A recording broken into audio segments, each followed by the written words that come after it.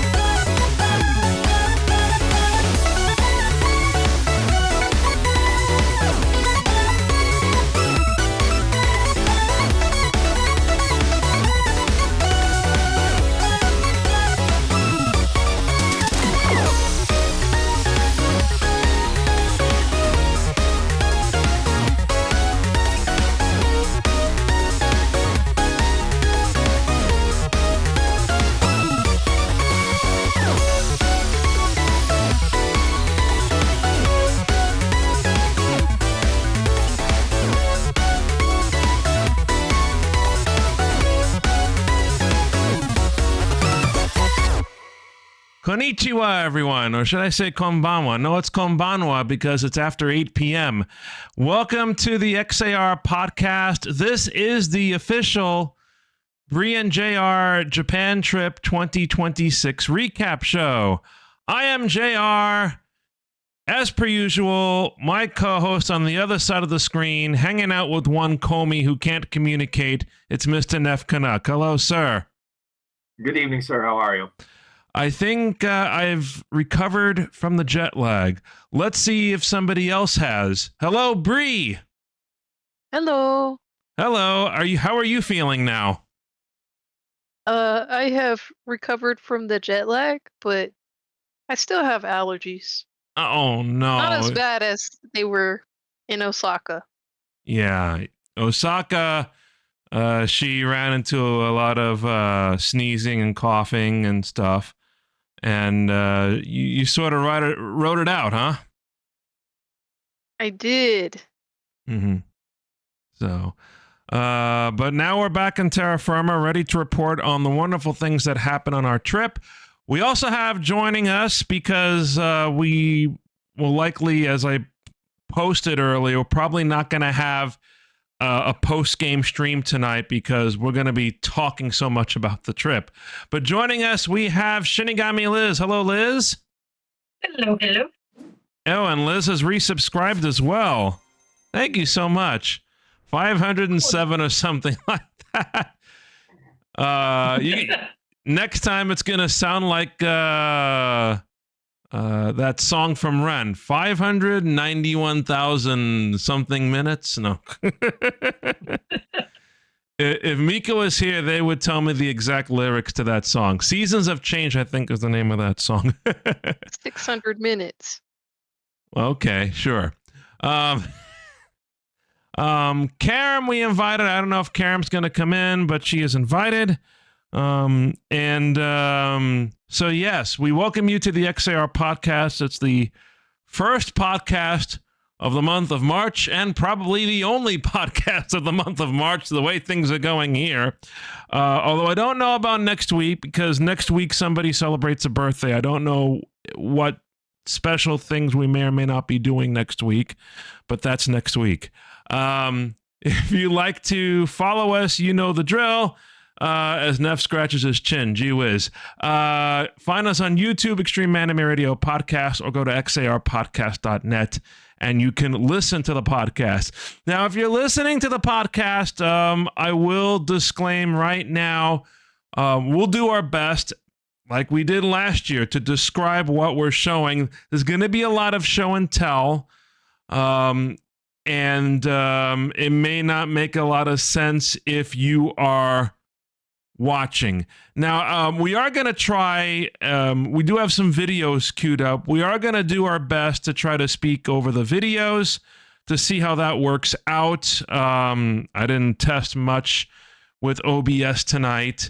I was scrambling at the last minute before we came on the air because I was loading all the pictures I was going to use into the computer from my iCloud, and Apple decides it wants to send over HEIC photos, which is the Apple image format, and not JPEG. And apparently my streaming software does not like HEIC. So, yes, that was a little discussion we had before we came on the air. So hopefully I have that all sorted out as we start talking about the trip. Now, before we start talking about the trip, Neff, I see that you have your buddy next to you, as I mentioned, Comey, who cannot communicate. Now, if there is news about Comey, I don't know about it, so please divulge. Well, it's Comey. It's not even Comey adjacent. It is actually Comey related. Okay. And it's related to Anime North 2026. Now, how is this related to Anime North 2026, you ask? Well, because the voice actress who played Comey's mother will be part of the festivities at Anime North 2026. That's right. Now, let me see if I can pronounce this correctly. Kiko Inoue will be joining us. For those of you who are of a certain vintage, you will know her for something a little bit older. And by a little bit, I mean a lot. Beldandi-sama from the original Oh My Goddess OVAs.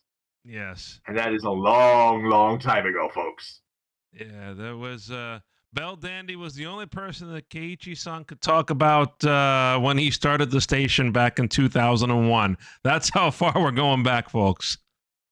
And the best part is, it's not only Ms. Inoue the elder, her daughter, who is also a VA of some note, Honika Inoue, will also be joining us.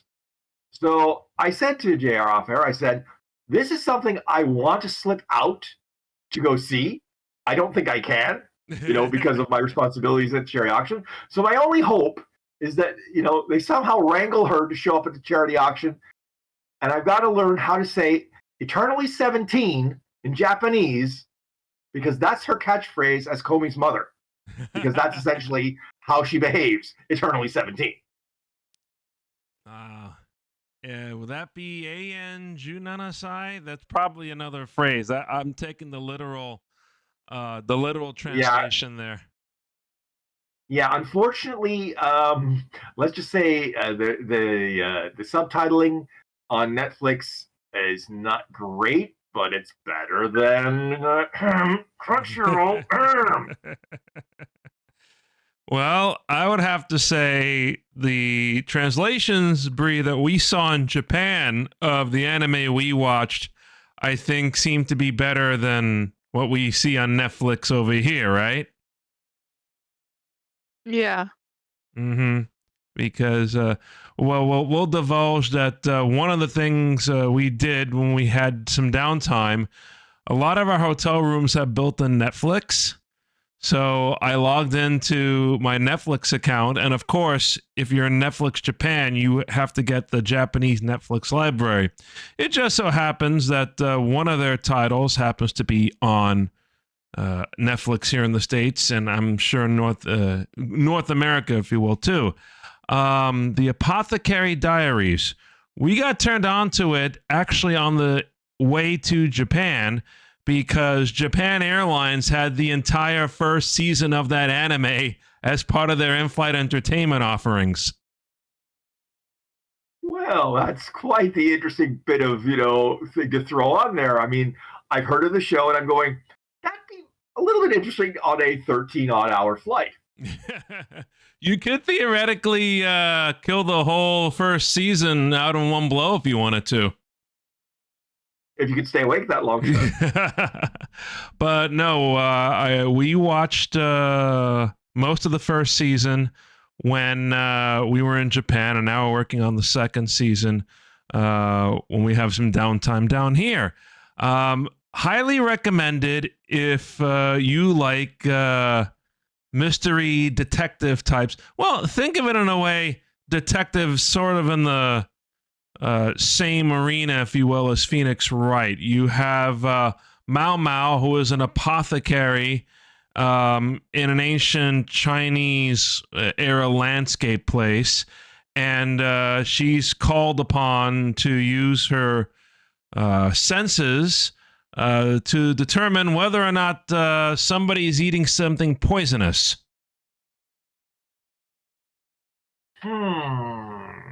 Yes. I mean, when you said detective, the first thing that comes to my mind all the time is Columbo. And that whole shtick he did. Mm-hmm. And I'm going, I don't think that's quite what they're going for in Apothecary Diaries. Oh, no. There's a lot of side humor in it as well, which I think you'd like. Bri, what's your take on that real quick before we speak about the trip? I don't know. It's pretty interesting, especially going into the second season. Woo! It's getting really weird and really spicy. Yes. So the comparison to what Bri just said, think of the first Harry Potter movie, how wonderful and joyful it was, and then it goes downhill from there. Oh dear. Would that be a fair assessment, Bri? Yeah, it gets more intense. And then every episode ends like, huh? You're stuck in the middle of a sentence and the episode ends. I'll just leave it like that. Oh, cliffhanger central. Yeah. But anywho's, regarding the trip, we bought some stuff for Neff, for Liz, for Karam. Neff stuff has officially arrived in Canada, but unfortunately one day too early to appear on camera. Well, part of his stuff, that is. The other still has to get sent to him somehow. But we figured, yes, I've maxed out the volume in my suitcase, and my weight is 2 kilos under the maximum that I'm allowed to take on the plane. So, yikes. Even though I cut down on some of the clothes that I brought because we had washer dryers in the room, I still nearly maxed out my luggage. So I will tell you, Neff, that there are a few items in there for the charity auction in that shipment. Okay. And the only things I will say, that 2 of those things are for the charity auction, and they're related to Uma Musume Pretty Derby. The other 2 items are for you. Thank you, but this will mean I will use a joke about horses. I will not be denied. This is much like the thing I showed you that one of our other generous donors has already given me. For those of you who know the anime Frieren, I'm sure all of you do, or most of you, let's just say that Frieren, I have a nice normal Frieren figure. And then I have Frieren in the position. What do I mean by that? Frieren stuck head first in a mimic. So I'm calling that lot, Frieren, assume the position. Because that's pretty much what she does every time she goes into a dungeon and finds a mimic. Crunch. No, Frieren, an anime, Liz, you turned us on to. I mean, I haven't seen too much of it lately. Have you caught up on it at all? I'm waiting for everything to get dubbed out for this new season, but I am very much looking forward to it. The first season was fantastic. Cool. There's a lot of Frieren stuff we got for Nev. Shh. Awesome. Because, well, I'll say this. I will say this. I am watching. I'm trying to catch up. I'm still behind a bit, but I'm like going. They're doing a very good job. If you've read the manga, they're doing a very good job, I think. But that's just my personal opinion of how they're animating some of the more interesting scenes. All right, so let's go ahead and talk about the trip. It started in the beginning of March, and what we did this time was the first time for all of us. We did not go to Tokyo, except to change planes, and I don't know if I'll want to do it again in Narita, because now, granted, we bought our tickets from LA and back. We bought a round trip. Open jaw, which means we started in one city, ended in another. It was more or less the same price compared to, say, if we did a round trip into Tokyo.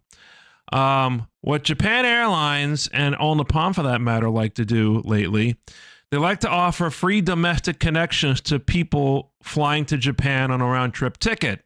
So you fly to Japan and then you change and go to another domestic city and you don't pay anything extra. So we go through the formalities in immigration and customs in Japan. Very long line. However, it moves very quickly. I would say, 10, 15 minutes, Bri? Yeah. Okay. Next to no time. Oh, yeah. So it moved pretty quickly. They had people helping process the passports and everything so that they go in, and you go in no problem. You go down, luggage, customs, boom. And then you walk all the way to the domestic check-in counter, which is at the far side of the airport. And then we check in. And then we have some time. We see warning signs.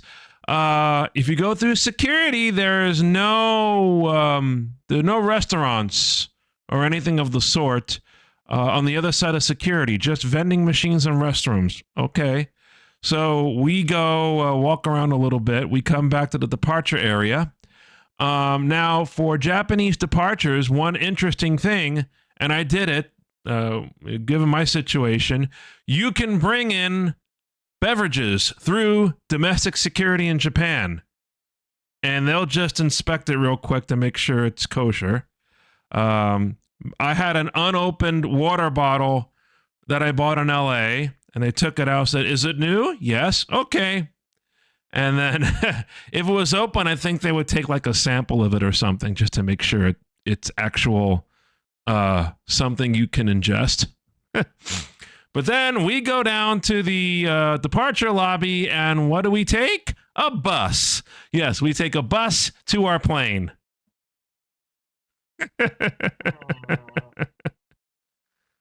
Interesting. Yes. So, I mean, I've done that before. Before they built LaGuardia, there have been a few instances where I've taken buses to, those regional jets out there flying Delta. But anyway, we go into the plane. Bri must be feeling as loopy as I am at this point, right? Yeah.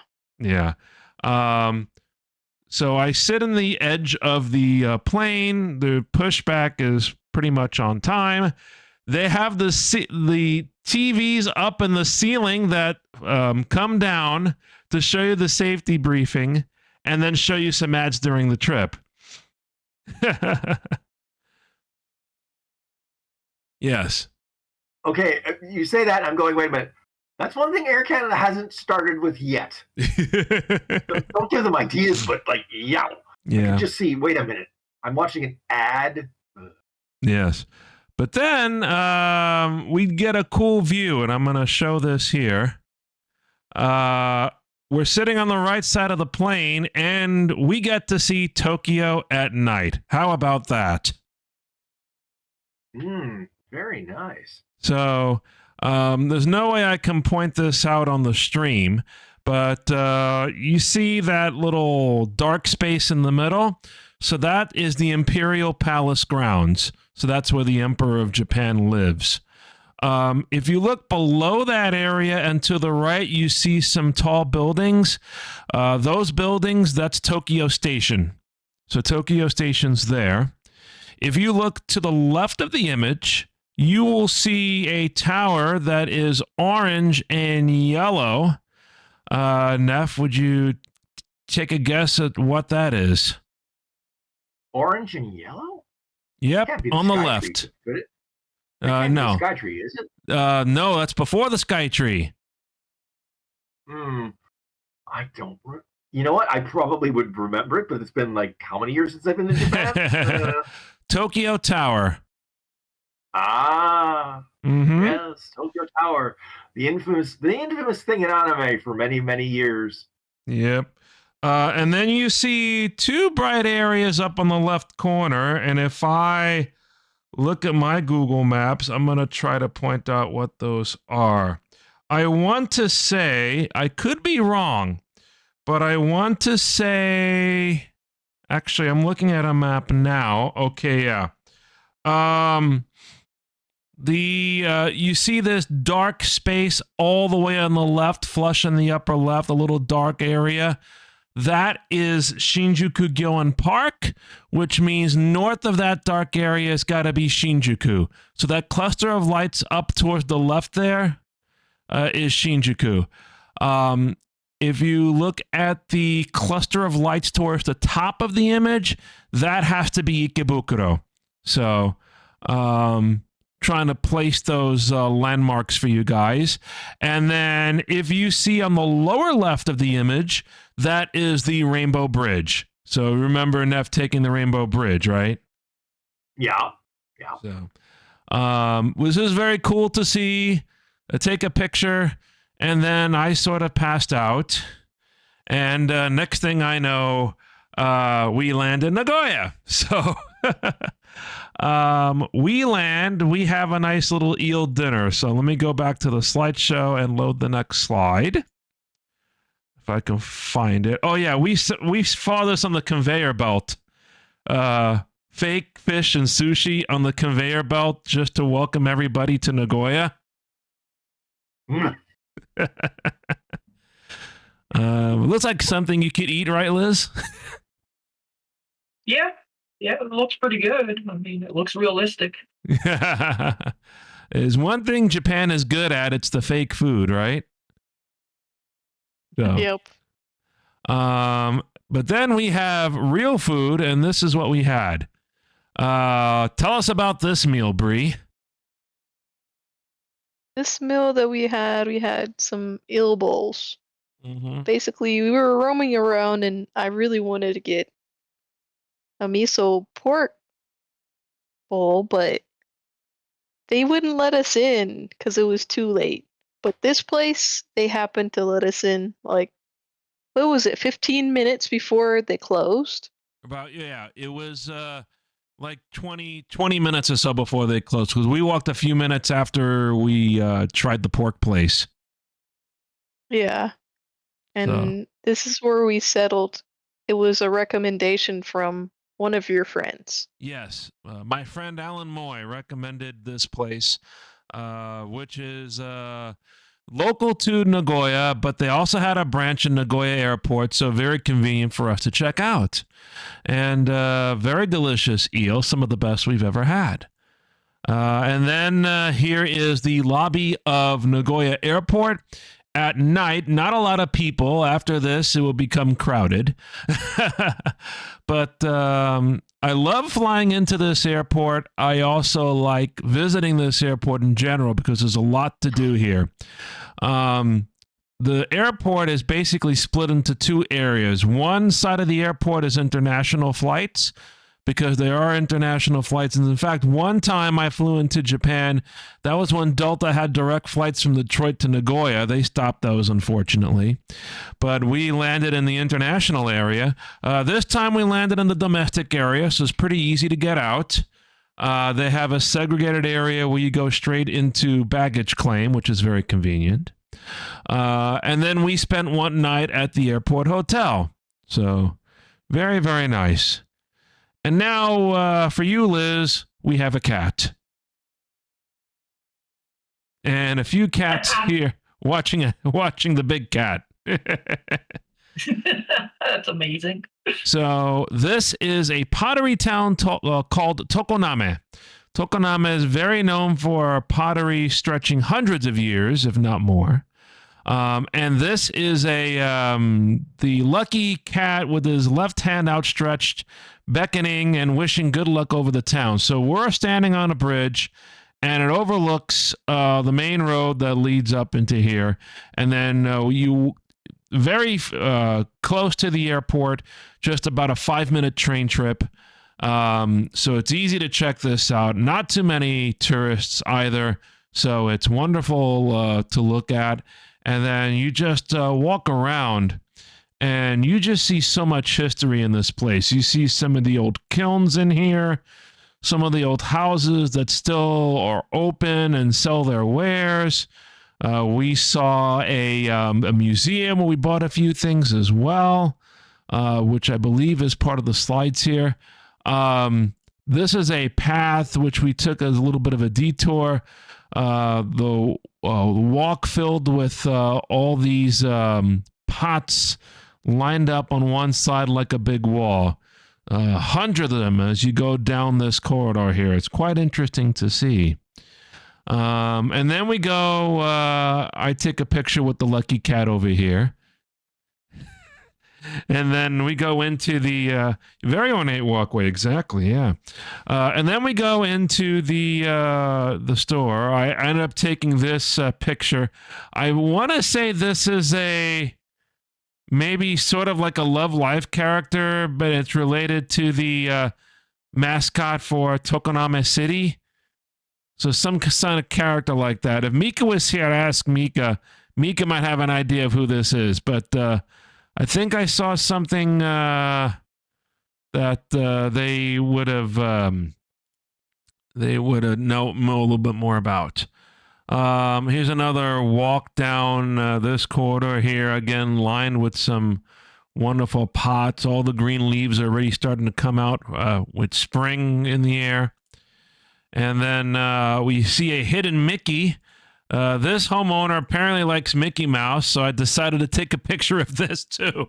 Yeah, you know any people, Neff, with hidden Mickeys?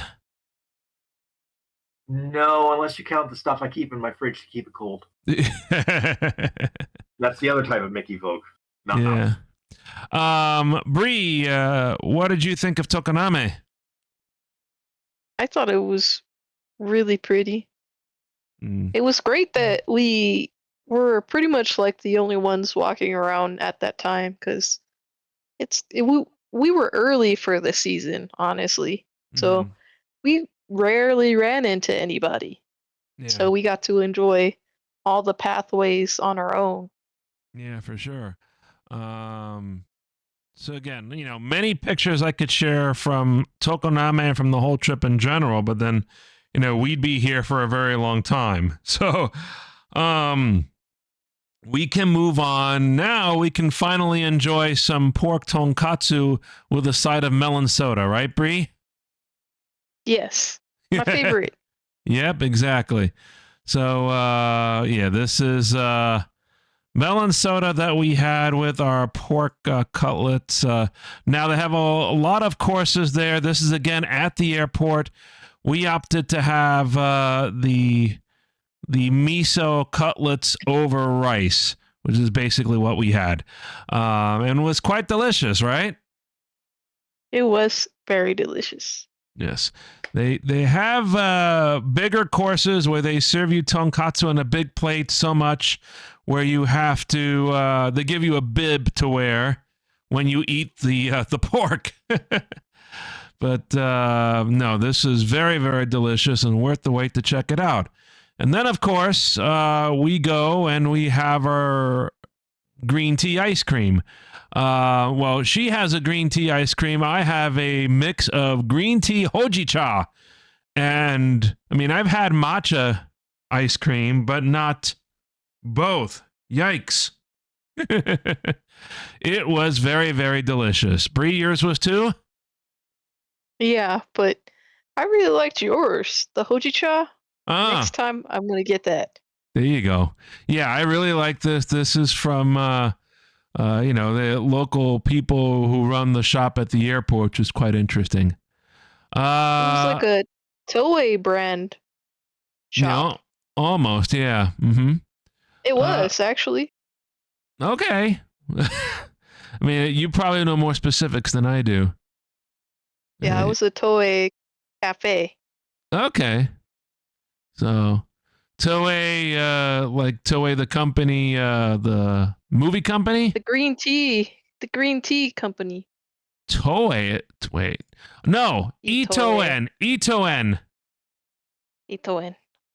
Itoen is the green tea company, yeah. Yes. So it's an Itoen shop. I'm reading the kanji now. Okay. All right. We go to our room and we say hi to Yumemi. Actually, this is Kesho Cho cosplaying Yumemi. It just happened to show up on my iPad, and we were doing this to test the iPad connection to the TV in the hotel room. So just a little side project there, if you will. And then the next day in the morning, we go and check out Kishimen. This is one of the things on my list from the previous trip, is to go to the Nagoya train station, go on to the train platform, and eat these noodles. So there are several platform locations you could do it at. What we ended up doing is we bought a platform ticket, so about 200 yen, or maybe a little less than that. Well, let's just round it up to 200 yen. For that amount, you can get into the train station and walk on the platforms. So we entered the bullet train platforms, and we went into one of these places. I don't want to say it's a hole in the wall, but it's narrow enough because you're in between two bullet train platforms. And Kishimen noodles, it's like a flat udon. Think of udon noodles, but flat. Sort of more like a linguine texture. And this being Friday, which means I have to observe Lent, the good Catholic I am, I ate the kitsune Kishimen, which is fried tofu, a fried bean curd. So they throw this sheet of bean curd in there, cooked very hot with all these fixings in there. We have some green onions. We have some bonito flakes to help with the flavor. Bri, what was the one you had?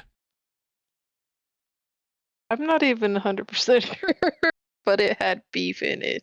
It had beef in it. Okay, we'll leave it at that. Liz, would you try something like this or something with meat in it? Something with meat, definitely. Neff? Meat. Oh, yeah. Well, I'm sorry to disappoint you with this picture then. Okay. So let's see where we go from here. We go to Gifu with my friend Shima, and we go and check out this statue. This is Ora Nobunaga. I hope I don't slaughter that name, but a very important figure in Japanese history. And we decided to go up to Gifu Castle. We did some kaiten sushi and then went to Gifu Castle. Now, do you see where Gifu Castle is, Neff? Wait a minute. That looks familiar. Why? The place where I took this from looks familiar? Yes. Mm-hmm. I don't know why. All right. Well, you see, you look down the middle at the top of the mountain. That's Gifu Castle. Okay. So we have to go all the way up there. And the way we do it is through the ropeway. So we ended up taking the ropeway all the way up. So we get a nice view of Gifu over there. And then we go and get to the top, and then we have to walk a little bit, and there's Gifu Castle. And then after going through all that, they still make you pay the admission fee. I'm sorry, when you have to take the ropeway, it's like that alone should be enough. Like just sometimes look down, you just want to go, whoops, no, thank you. So like some castles in Japan, this is a modern reconstruction. And you go up, and there's wonderful exhibits on the inside. And then you go out, and of course, you see the view from the outside, which is amazing. We see like a baseball field and a soccer track and field, athletic stadium down there, all part of Gifu City, which was kind of nice. Always nice to see the varied landscape from these high locations. Bri, your thoughts on Gifu? I thought it was awesome. It was quite a hike, even though we took the ropeway, though. So Yeah. Mm-hmm. As I was mentioning, If you're not good at elevations or you don't do hikes, it probably would be a little bit rough. yeah, and that also applies for another destination that we visited that we'll get to in just a moment. You think you know which one I'm talking about? Sure do. Now we go to this place. This is called Little World. So I go here with my friend Akiko and her husband. Akiko is my friend who runs the gift shop at Inuyama Castle. I have known her since my 2017 trip. I contacted her by mail, thanking her for her hospitality way back then, and we've been in touch ever since. It's a wonderful friendship that we have. We still keep in touch, and Akiko, like the rest of my Japanese friends, always goes above and beyond. So I want to thank them for setting up this trip to Little World. Little World is an outdoor park that showcases cultures and buildings from all around the world. So I will just pass through some of these real here. This is the inside of I want to say this is like an Anglican church, St. George's Cathedral or chapel, I should say. This is what it looks like from the outside. So all these buildings brought to this space so people in Japan can learn more about world cultures, and that is their mission. We have this little space here, which is Germany, which is the key area that we visited. But there are some other places, too, that we wondered about. This is a Native American tent or American indigenous tent there. This is a house imported from Africa, I believe. And then we go... Africa. That was Africa, right? Okay. Yep. And then, so you have this walkway that connects the two areas, and there's also a shuttle bus if you don't want to walk.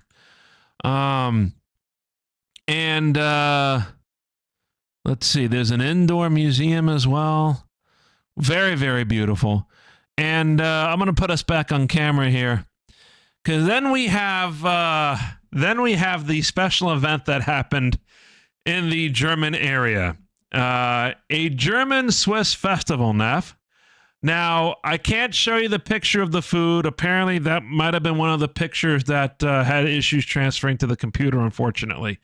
But it's a nice little Oktoberfest, if you will, complete with, you have to buy it, obviously. We had a nice, I had a nice pint of the dark stuff. Not a big glass because it was only lunchtime, and 4 big sausages. And I know you've seen the picture of it. Yeah, and as I said, I'm like looking at this going, okay, that if given my heritage, walking in there and seeing that would just make my brain sort of like blue screen for about half a second going, wait a minute, something isn't right here, but I don't know what it is. Right. And then and then as part of the festivities, we go see a concert. It is a Japanese German alpine band with the accordions, with the various instruments, including this one. And here comes our first video.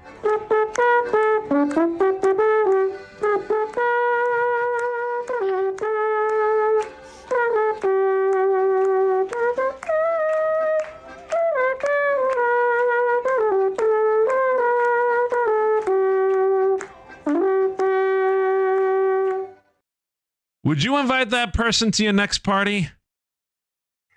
Let's just say it's inventive to play that particular piece on that particular instrument. I the first time I'm seeing this, I'm going, wait a minute, that's just okay. Because let's just say the way it's played in its natural habitat isn't played like that. No. You don't throw it on the table and just go bonkers. Yeah, you don't play Take Me Home Country Road on an alpenhorn normally, no. Now I'm going to see if I have any other photos until we get to the no, I didn't again, some of these pictures I don't think made it through the copying process. But anyway, we are going to now show the video of the night, everybody. And this is when, at the end of the German show, people are called up from the audience to participate.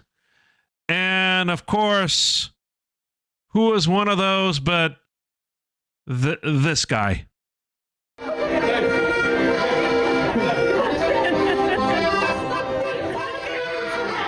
The first thing I'm thinking here is, God help me.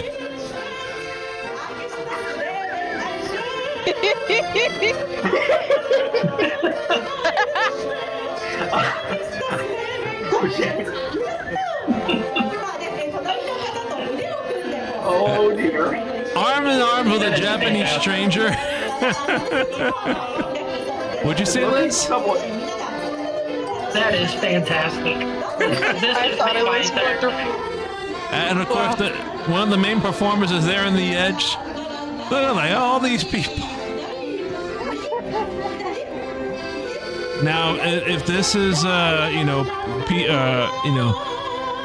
thought, should I blur this out? Because I know there's a thing in Japan, blur out strangers' faces, but to do that here, I think would be an injustice.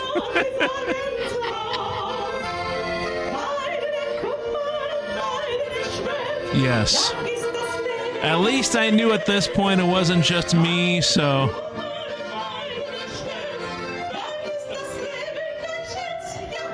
And of course, now go this way. That I took. The one that I took was long, and I cut it in half.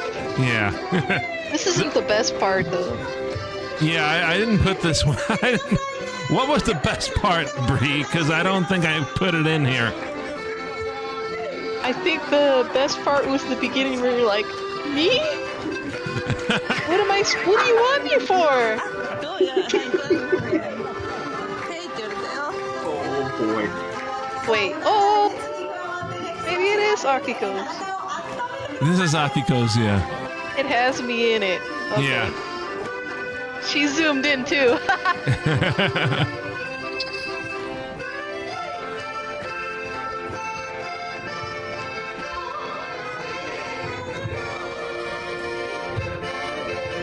Anyway, Liz, God help me. Yeah, that's fantastic. I can't think of anything better to see tonight than that. Oh, gee. Here I am jogging in place. High five.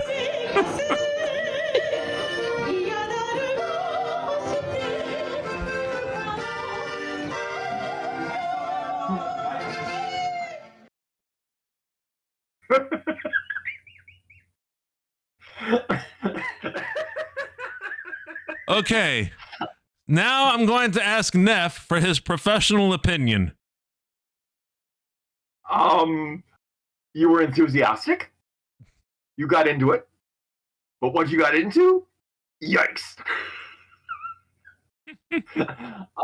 Let's just say, had I been present, I think I might have had a heart event at that point because I would have probably just started laughing uproariously. We have suspended the entire event, right? Yeah. Yes, quite. It's like, wait a minute. I mean, I'm hearing the music and I'm getting flashbacks to various events, throughout my youth and childhood. And I'm going, yeah, it's about right. I remember things like this. At least now I can just watch the poor victims. I don't have to be one.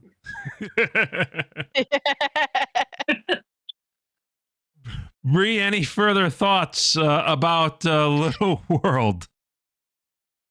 It was very nice. I mean, it was a great time to experience just little pieces of different places in the world.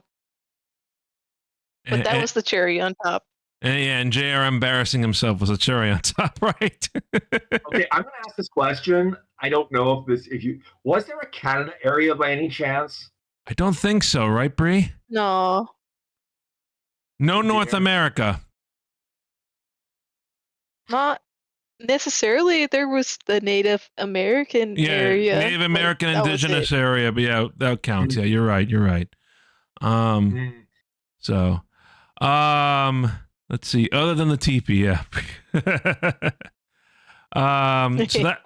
So that was Little World. Okay, now let's go back and see what we went to next. Oh yes, it was time for us to. Oh, we actually went to this park, which was filled. We want to say this is plum trees. This is part of a shrine that was near to Little World. I believe they were plum trees, right, Bri? Or were they cherry blossoms? They were cherry blossoms, but it was cold and rainy the day before, so a lot of the petals had already fallen. Yeah. But we still saw a few interesting ones. I think actually this one right over here was very nice. So the blossoming season for cherries now starting to happen. Again, the peak of the season occurs shortly after we leave. But yes, a beautiful shrine to visit here. There's another view from another Torii gate over there. And let me continue on here. Oh, I run into a horse. That's very important, right? This is the year of the horse. So you see a lot of horse ornaments, but oddly enough, at a lot of shrines, a lot of the horse charms and stuff are sold out. Because everybody wants it. Then it was time to take the bullet train. We had the nice seats on the way to Kyushu. So this is one trip we, booked the tickets in advance, got a nice little discount on the seats. And then, let's see. Oh, okay. After that, we had to bleed some time until check-in. So we went to a place that Bri wanted to visit, and this is Koinoki Shrine. This is in Chikugo, which is south of Fukuoka. We have to take a bullet train and then a regular train to get there, and it was a little hard at first because I thought it would be pretty easy to call a cab, but in that particular area, there's no way you can call a cab with a smartphone app. So we ended up going and finding a cabs at Hainuzuka Station to take us about 1.5 kilometers to the shrine. And there is a love theme going on here, as you can see. Here is one of the shrines, Liz, with the heart emblems there. Oh, So this is to pray for good luck and health and romance. So here's a nice little picture with Bri in the reflection and all these flags. Oh. Oh, you didn't notice that? You were in the picture here, Bri? No, I didn't notice. Well, here I am in this picture over here. Yes. I'll let you, Bri, as we see another horse. I'll let you talk about the wonderful story about our visit to this shrine and about the taxi driver.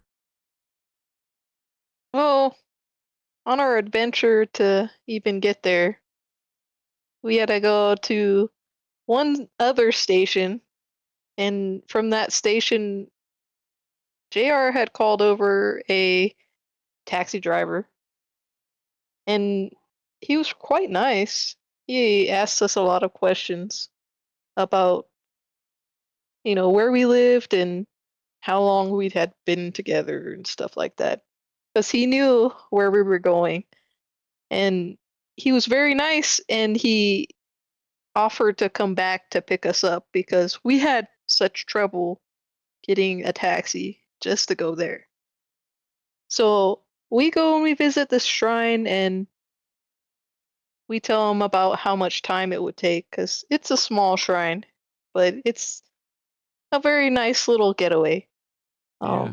20 Then we minutes. come back, and yeah, we're outside, we're waiting for the taxi, and he comes back, thankfully, which it's not something that a taxi driver would normally do.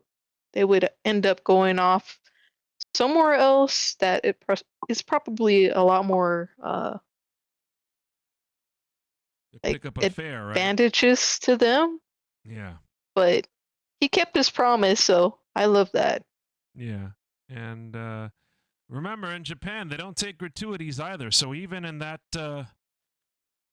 situation, we have wonderful help from that taxi driver. So I still have somewhere in my luggage. I still have the package of tissues that he gave us with the name of the taxi company on it.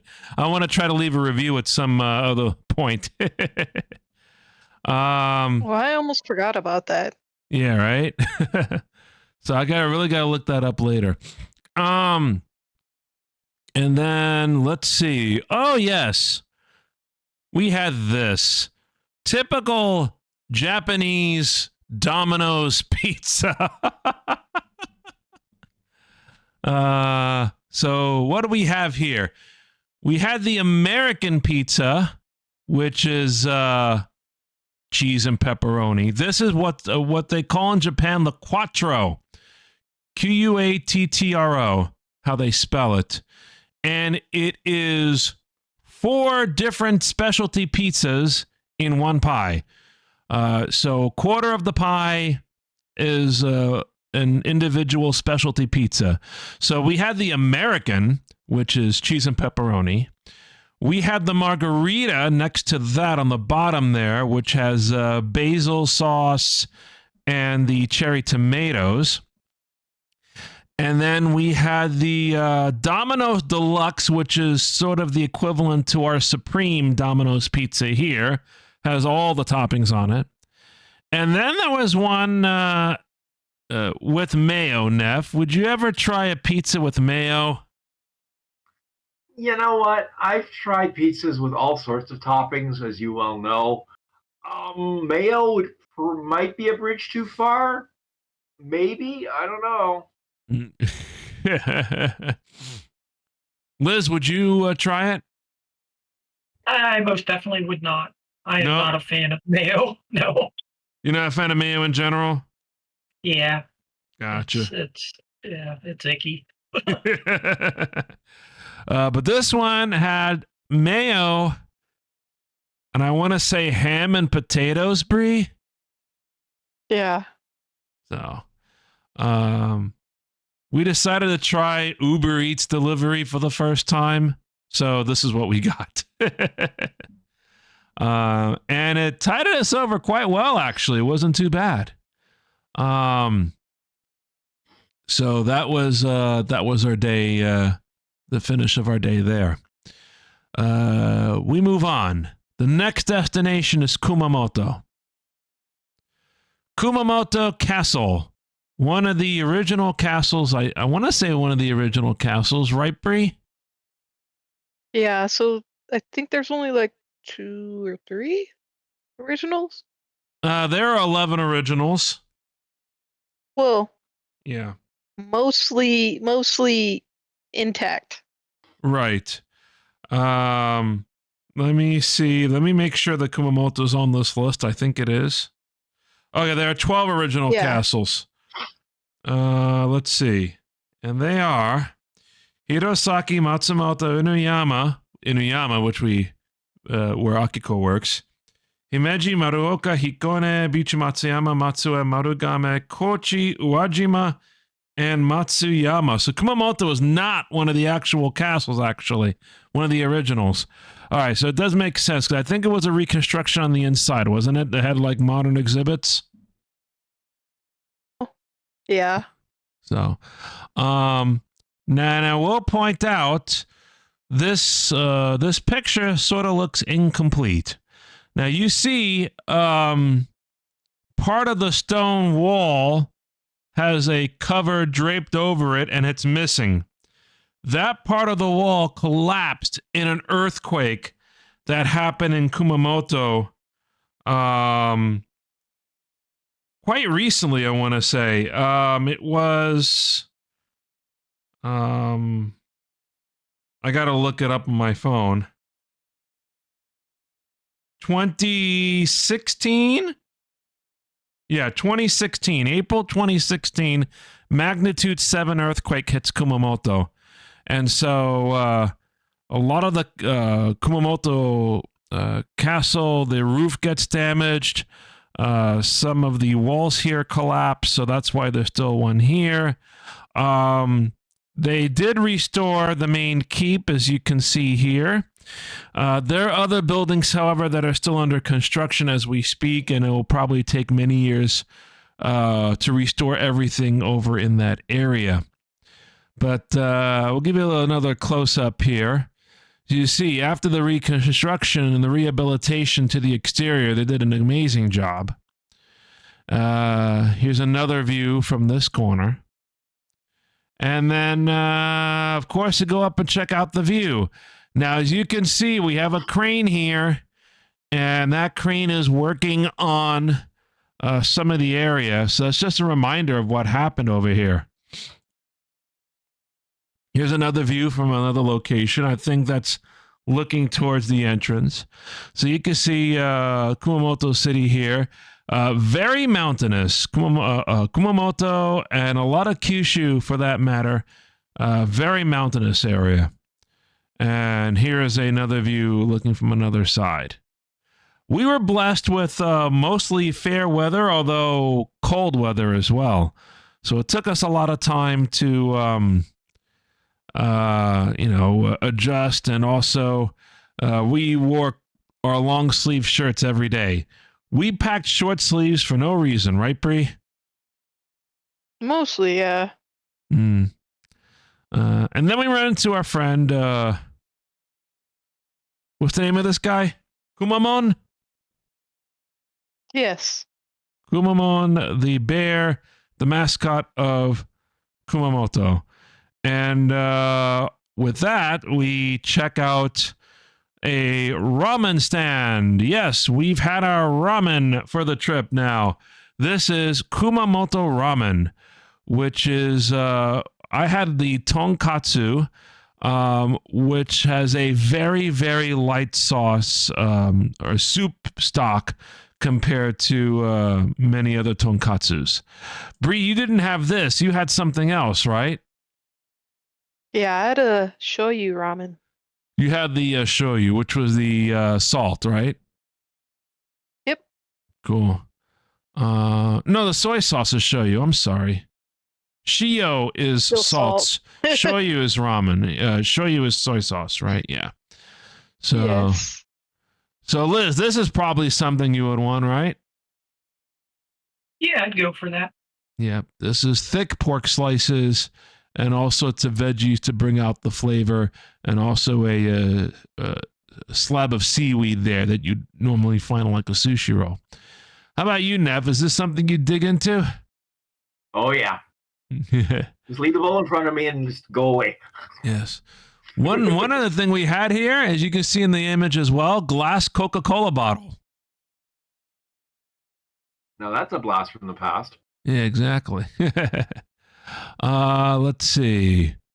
And then where do we go? We went to a Japanese garden. Oh, Karen is here. Hi, Karen. She said she'll take it in beef, please.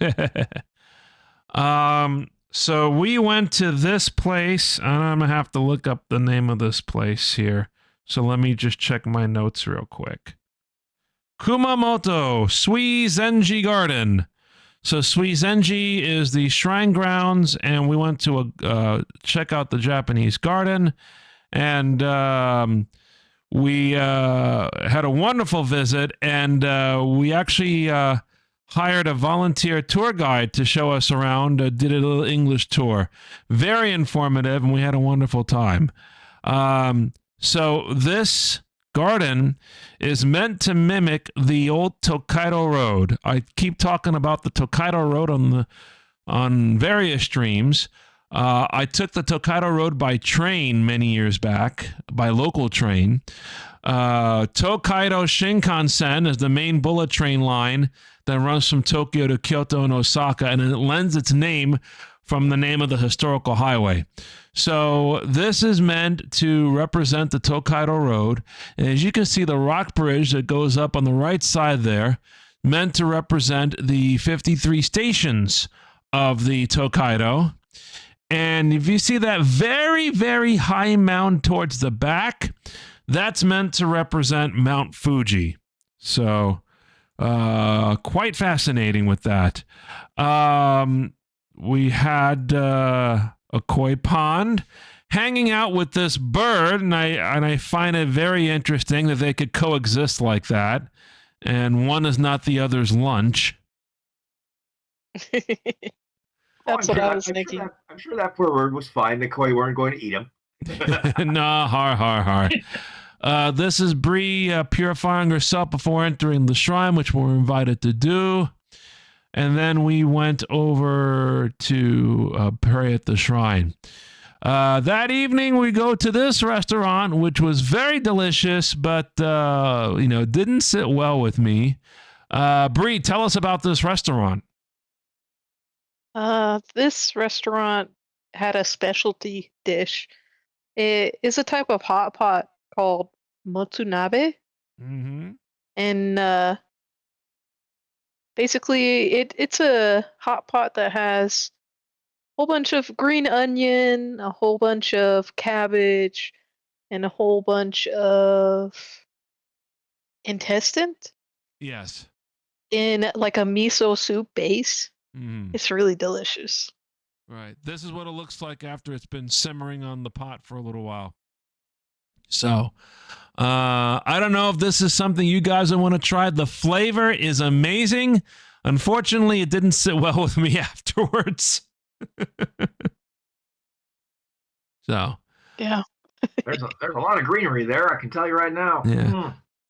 So I wonder if it has to do with the amount of greenery there. It was so much. I'll give it that. So it's a possibility. But I know that's something that Bri wanted to try. So that was motsunabe. Well, we've had it before, and I wanted to have it again. Right, with my friend Shima, right? Yeah. Shima. Yeah, we had it in Nagoya last year. I don't remember if it gave me similar problems. I think so. But this time we were running. Yeah. Let's see here. All right, so that was Motsunabe. Then we go to Nagasaki, a welcoming community, but a community of obviously, it goes without saying, has been suffered through a lot for so many years. It was the site of the second of the two atomic bombings in World War II. We went and checked out Nagasaki for the day. Like I said, very beautiful. We saw the Super Mario bullet train up there as we were leaving Nagasaki Station. There is a partial bullet train that is operational in Nagasaki now, but only goes as far as Takeo Onsen, from which you then have to take, obviously we did it in reverse from Fukuoka. It's like a 90-minute to 2-hour train ride to the stop where the bullet train starts from. And then from there, I want to say it's like 35 minutes on the bullet train to Nagasaki, something like that. Yeah. So, yeah, very convenient. We don't know when the bullet train is going to get fully connected because apparently they haven't even started construction on the bullet train from Takeo Onsen to Fukuoka. So it's probably going to take many, many years for that to happen. We go to the Nagasaki Atomic Bombing Museum. Oh, this is the National Peace Memorial Hall for the atomic bomb victims. And as you can see, all of this is not clothing.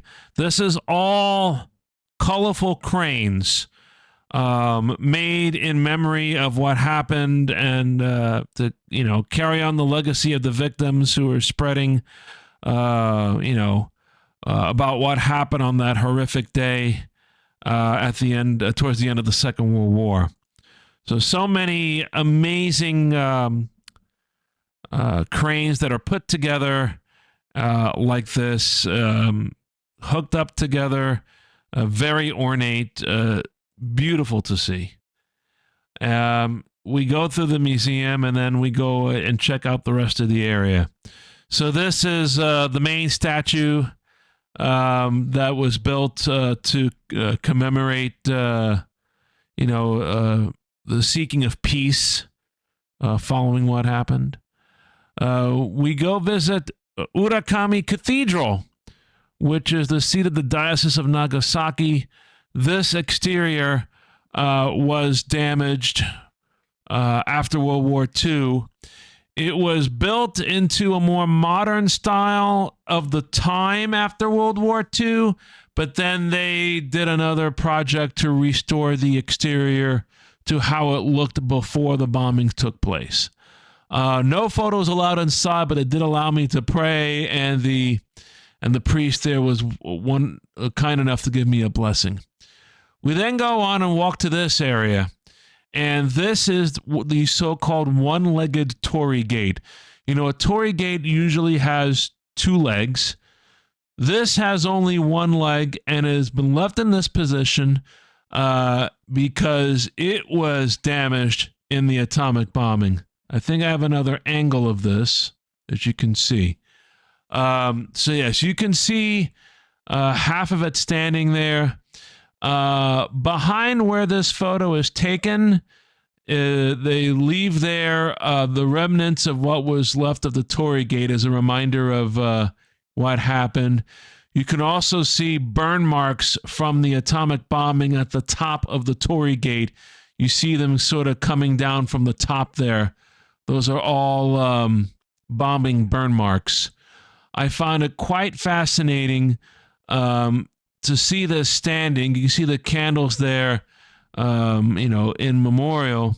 But not only that, the fact that Nagasaki has grown so much, you see so many modern apartment buildings and office buildings that are just surrounding this specific spot. Bri, your thoughts? I don't know. It really took my breath away. We were there the day after the celebration of memory of them bombing. And they have celebrations every month just in commemoration of all the people that have lost their lives. Right. And it was just it's breathtaking. Right. Honestly. On the day of the month, there was the day of the bombing. Every month, they ring a peace bell. And they also have clock chimes that go off every day at the exact time that the bomb detonated over Nagasaki. So, yes, sombering mood, very informative, but a great experience. We go back, and here are a couple of landscapes for you from Fukuoka. This is the building where the Yodobashi camera is based, and where I think we bought a few things for Neff there as well. You see there's a Daiso there too. Oh, and Bri, later on in the trip, we visited a place that I think Liz would like. What was that place again?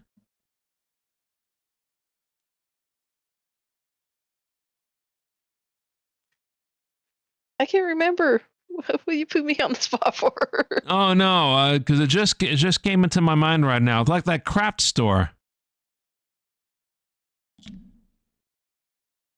I like to say it was like the Japanese Hobby Lobby. The Japanese Hobby Lobby. Liz, we have to look up the name of that place so we could tell you what it is. Okay, I'll just make a quick comment. That bus has on it something that is impossible, but it's hilarious.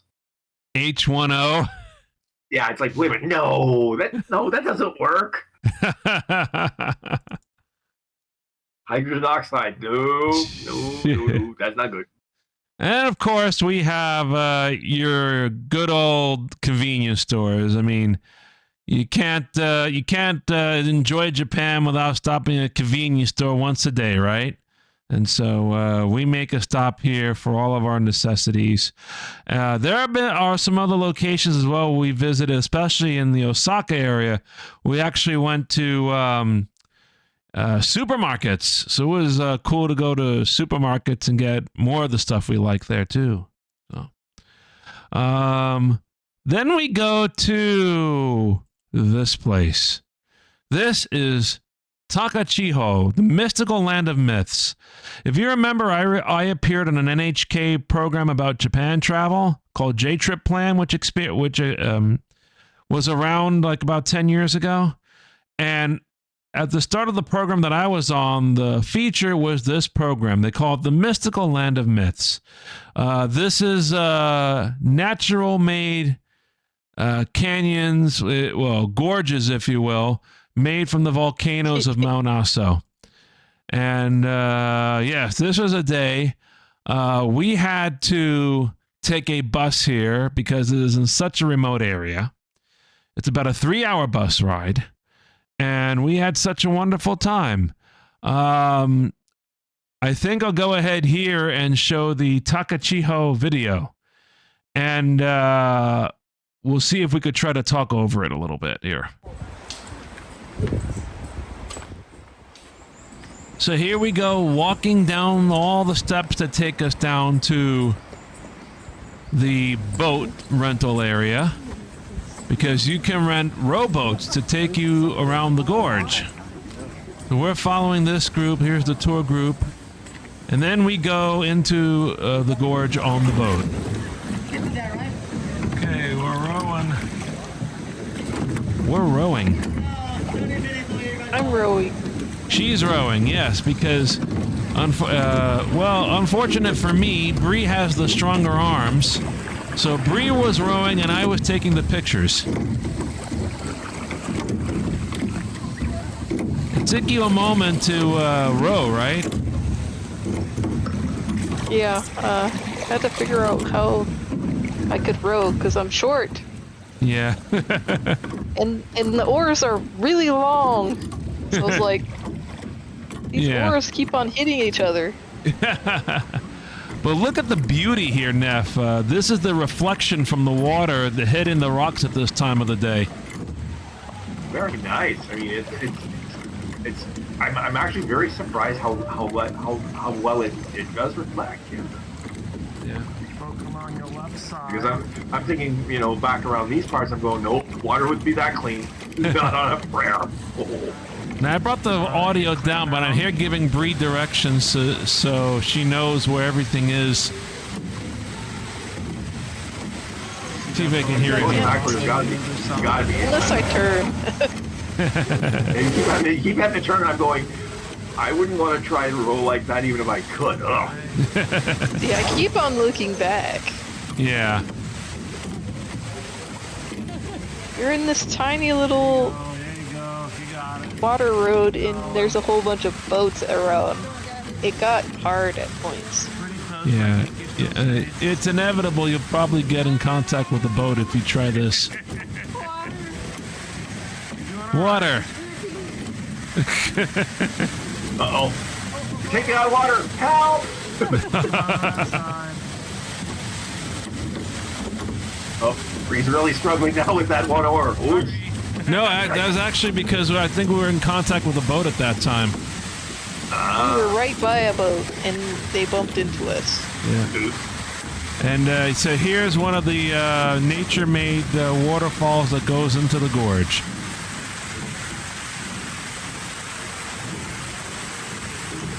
What do you think, Liz? Would you try something like this? Yeah, I would. I'm not a big fan of water, but that is just gorgeous, so I would definitely do it. It was worth it. Yeah.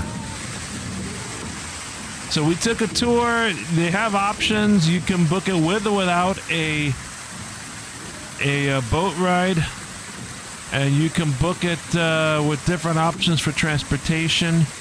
I think I might have a picture of it for what we took on the way back. Rocks on your right. Uh-oh. Get close there. Eek. On your left. So this is the view I saw on TV, I think. The view I saw on TV was almost like that, yep. Now, were you using your iPhone for these shots? I'm using my iPhone, right. How are you doing for time? You are 8 minutes in. 8 minutes in because we had a 30-minute time limit for the rowboats.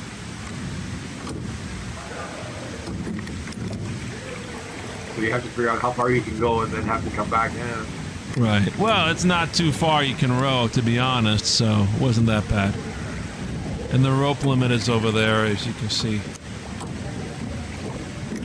Okay, the boat with number 13 on it, I don't want to be on that one. Thank you very much. Eek. Not too far from the limit now. From the limit up at, you got a few boats behind you and then the limit, yeah.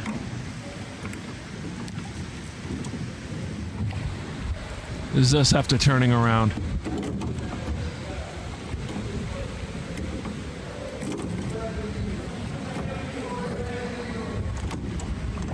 Bri's got the rhythm down now, you can tell.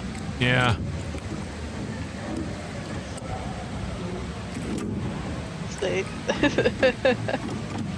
It was nice because there was nobody around. Yeah. See that group up there? When I got to it, I panicked. More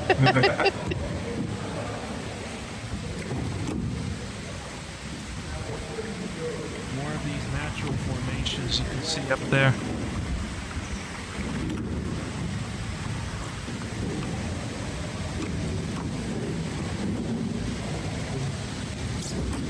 And you got a mess of boats behind you.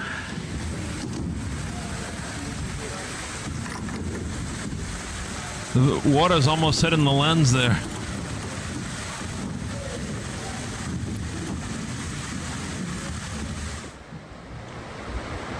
All right, we did it.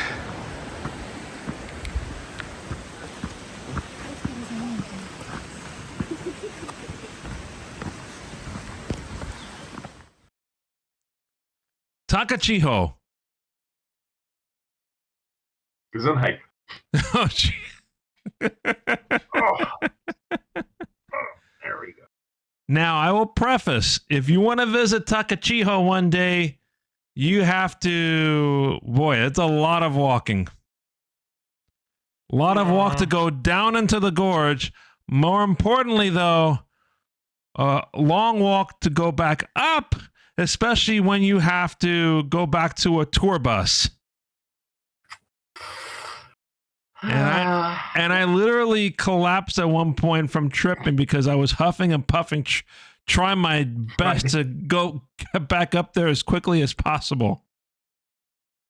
Like, Okay. JR, the tour guide said, if we don't get up there, he will leave. He said, we get a little bit of leeway because we had a boat, right? Yeah. But he said, you're not there? Sorry, I go. Only one way. Yeah. So. Oh dear. But no. If you can tackle that, then Takachiho, on the top of the list. It's a 3-hour bus ride to go there from Fukuoka, and we were in a narrow four-seat across bus. They do make one rest stop, and they suggest you bring snacks for the trip, which helped us. We brought snacks for the trip, and that was our breakfast. I'm guessing that you either, when you got back to your place of respite, either ate and collapsed or just collapsed and remembered to eat the next day. Yeah. No, I think, what do we have for dinner that night, Bri? Oh, I know. I think I know. No, we had the following day. I guess what we had for dinner wasn't in this slide. Here's another picture of the falls that were taken from the boat. We then went to Mount Aso.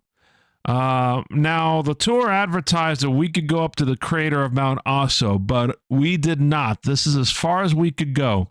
Unfortunately, there was a fatal helicopter accident a few weeks before our visit, and for that reason, the crater was closed to the public.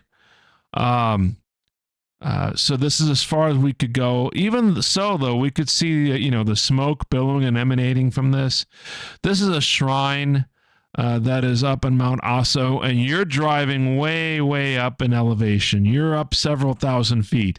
I don't think as high as where Bri lives, but enough where you can go down and look at the scenery behind you or down below you. It's amazing. There's this open park where wild horses live, where you can walk into, next to an area for Mount Aso that's offers like food and souvenirs and stuff. And then we took the tour that took us back on a train. This train in particular, not the train we booked, but a substitute. But this train looked amazing nonetheless. Evokes the feel of an amazing, step back in time, if you will. So this is the train that went back down the mountain and went to Kumamoto. When we got to Kumamoto, then we take the bullet train back up to Fukuoka. And we got to the train station early enough. I was able to walk up to the station master, who had to be doing all the jobs at the train station, and she actually took my pass and booked us reserved seats on the bullet train back to Fukuoka, so we didn't have to worry about that. We got to the train station on time, and we made the connection with no problems. Oh, and before we left also, we said hi to Usopp. In search of the One Piece. And that is something, as I might have mentioned, Bri and I went through the whole One Piece second season while we were there. That is a plan I have over the 4-day weekend I have coming in April. Mm-hmm. I'm just going to binge watch it during that 4-day period is my plan. Mm-hmm. Yeah. Next day, we go to Dazaifu Tenmangu Shrine. We get there a little later than anticipated because we had some things going on. But yes, you can see it's pretty crowded over here. A lot of tourists visiting. It is a very popular area. A lot of popular stores. In fact, there's one store over here. We bought some items for Liz and Karam, and I guess I wasn't surprised that they had one of those types of stores in this area. And Liz, I'm not going to tell you, and Karam, I'm not going to tell you what that store is until you get your items in the mail. You'll figure out where we went. But then once you see those items, you're going to say, "You bought those here?" Yes, we did. The Zaifu is, oh gosh, it's so beautiful. It has a museum and it has a nice little shrine area. We lined up to pay our respects to the deity, which was cool. Then we go back and we have this at Matsuya. Now, Matsuya is a beef over rice gyudon restaurant, which serves a lot of cool things, cheap items as well. I guess we would colloquially call fast serve. This was a special item, Bri. What was this? Pork belly. Korean pork belly. Korean pork belly with samgyeopsal. Mm-hmm. This is a special limited edition anime they had at the Matsuya. So they served it in its own tiny hot pot with a side of rice, and it was very, very, very delicious. So we had that at Matsuya. We've been to a few of those fast places. Matsuya, Koko, Ichibanya, Curry. We went to a couple of times as well. All, quick fixes if we're really in a pinch. You can always go to one of those places. 99% of them are open 24 hours. We then took a quick trip to the racetrack. This are horses warming up for the race at Hanshin Racecourse. My work has a relationship with the people who operate this racetrack, and I appreciate it for setting up a visit for us so we could check it out. So no horsing around, har. But horse racing is just up there with one of the sports that Japan really loves. I would say just under baseball and sumo wrestling. We had this, and yes, the featured race was a jump race where the horses jump over fences. They always take very long to finish. Let's see. Then what did we do the next day? We go to Abeno Harukas, which is, up to a point, was Japan's tallest building. I think it has been surpassed by another building now whose name escapes me. But I've been here before, and wonderful views in Osaka. So Osaka was wonderful.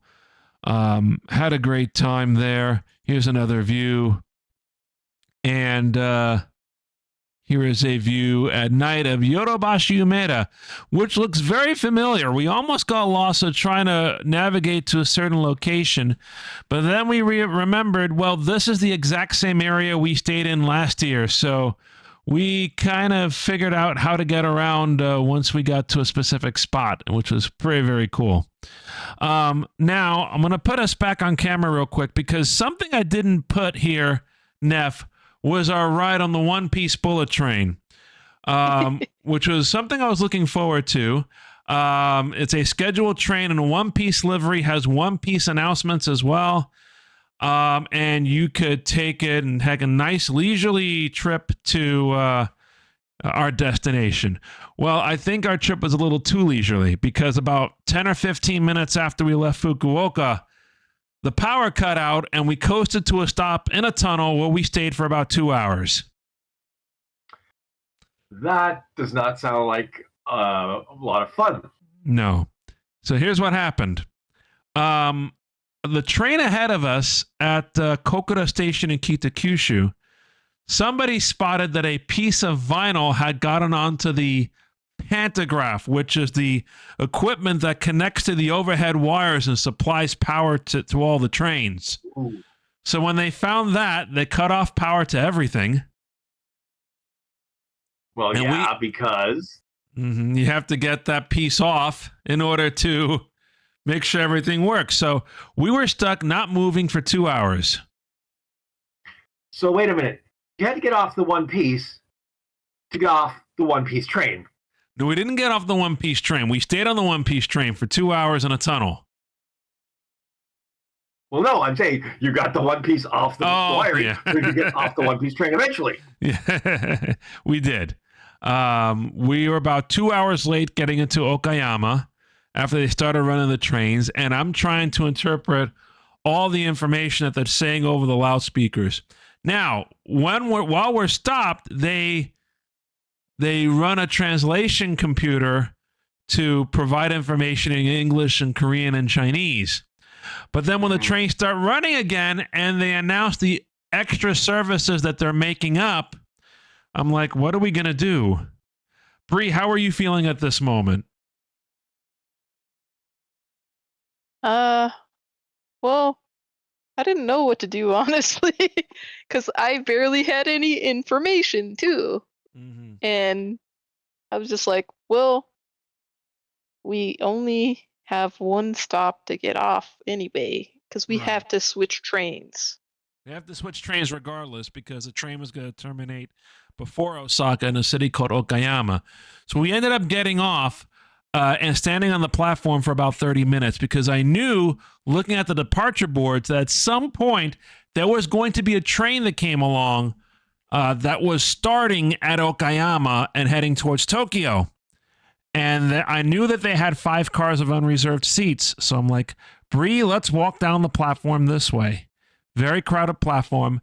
Very long lines for the unreserved seats, which got less and less when more trains showed up that people ahead of us on the line were like, you know what, maybe I should take these trains. Those trains were standing room only, more or less.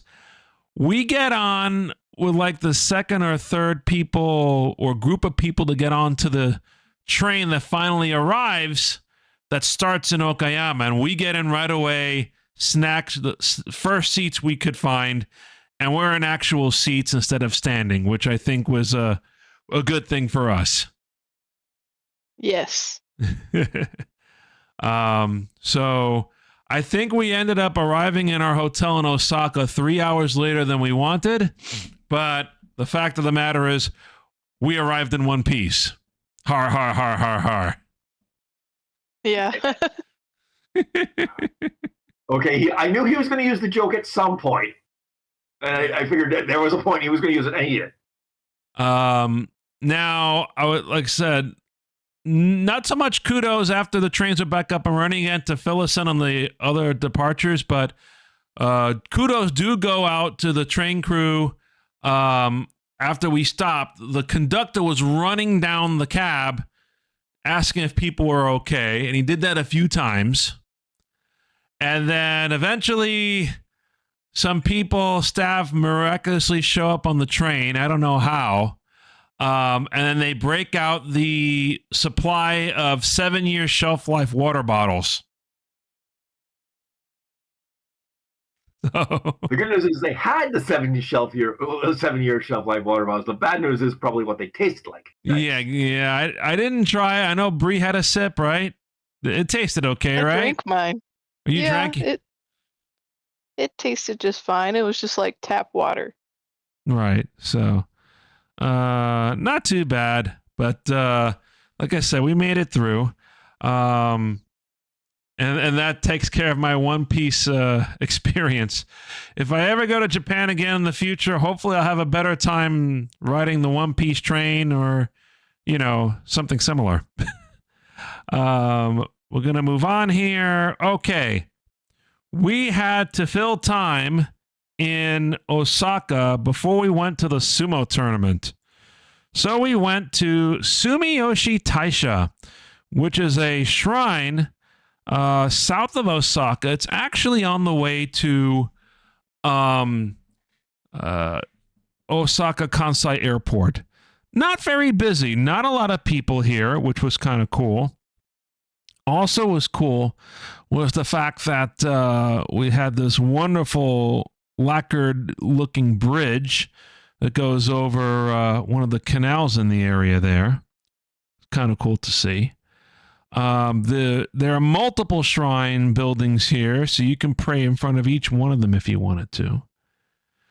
And then, let's see here.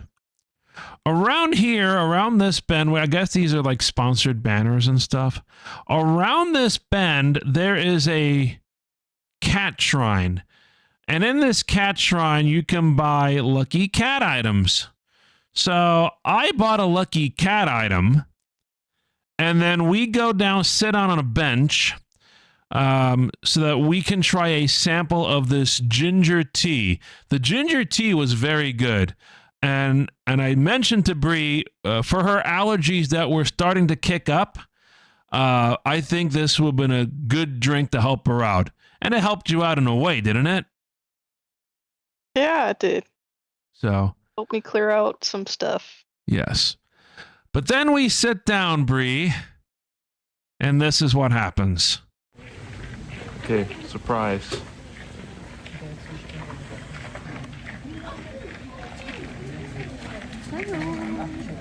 He's sitting on my lap.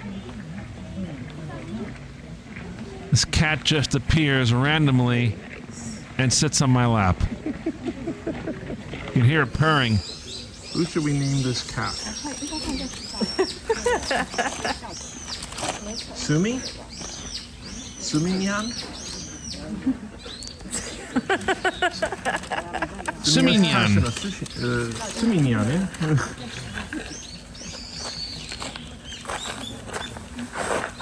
Now people are starting to stare at us.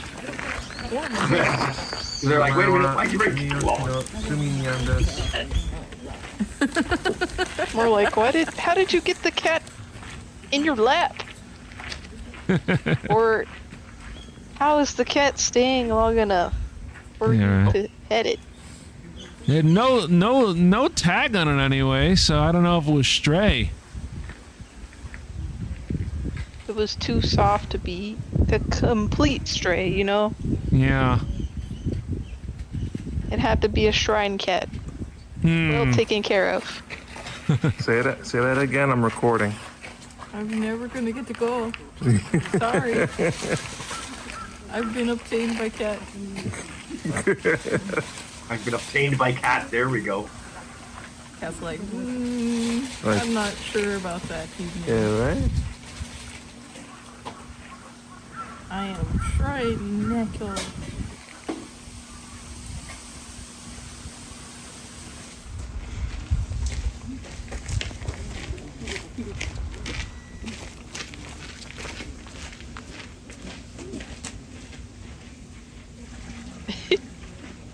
Well, it's obvious the cat's used to it, but it's just like, cat's sitting there and you're just like, This is how I burn my cell phone battery with Like, cat how am I videos. gonna get this cat off my lap?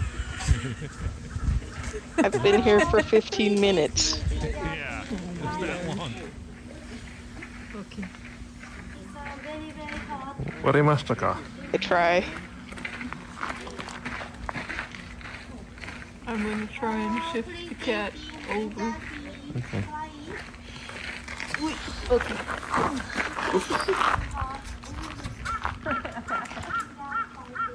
Mata ne, Sumi-nyan.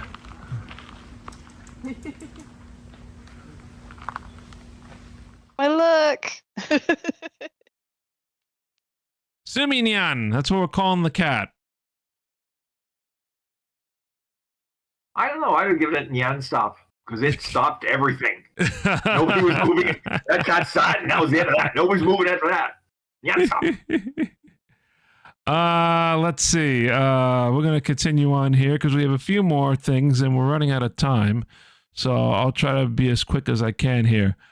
Fugetsu! Tsuruhashi Fugetsu, one of our favorite places to eat in Japan. You've had Tsuruhashi Fugetsu, right, Neff? Pretty sure we did that, yeah. What's this? Okonomiyaki. Yes, sir. The best okonomiyaki you could find. And we just had simple pork okonomiyaki because we are about to go and watch some sumo. Yes, I competed with some of the best sumo wrestlers. No, I actually didn't. These are just two cardboard cutouts. Let's take a look at the sumo video. So what I have for you is what's called the doyo iri. So all the top-ranked wrestlers enter the doyo. You're gonna see them enter the doyo, and then which is the ring, and then you'll see Hoshoryu's ring entrance ceremony, which is different. Now, I decided when the sumo tickets went on sale the month prior, let me try buying the tickets as a little bit of a surprise. And yes, it took me, how long did it take me, Bri? Like 30, 45 minutes to get through and actually finish buying the tickets? Oh no, it was a surprise to me. You told me they were sold out. Originally, the third party that we went through stopped taking requests for tickets. So. Now, okay, I'm going to freeze this here, actually, because we have some of our favorite wrestlers here. You can only see them on the side. Let's see. The one on the left who doesn't look Japanese at all, that is Aonishiki. He had been going for promotion to the second highest rank of Ozeki, but that effort fell flat, and now he's staring at the chance if he loses his Ozeki rank unless he gets 8 wins at the next tournament, which is in May. To his right, Mongolian wrestler by the name of Kirishima. Kirishima will be the eventual winner of the tournament. He actually took the tournament with 2 days to go. He had a 2-win lead, so he mathematically won. And then let's see who else we could recognize here. 2 wrestlers down from Kirishima in the dark blue is the wrestler whose name we love to pronounce, Wakataka Kage. Can you say that 3 times fast? Watataka Kage, Watataka Kage, Watataka Kage. Okay. Well, you asked, so I did what you want. Yeah. There's Shodai, yes. There's Ura, big fan favorite, big cheers. We're also cheering as well. So they'll all stand, face everybody, and then they'll do a little quick ritual to give thanks to the gods.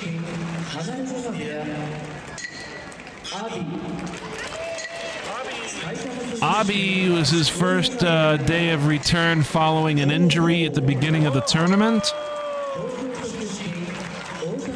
Oh ho! One of our favorite wrestlers as well.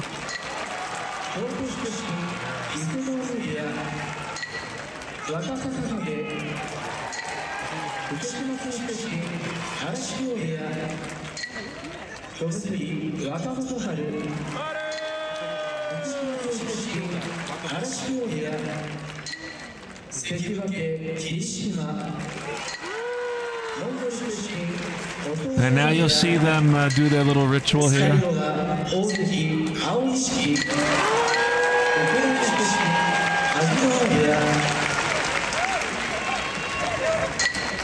that's the ritual, and then they walk around and go back.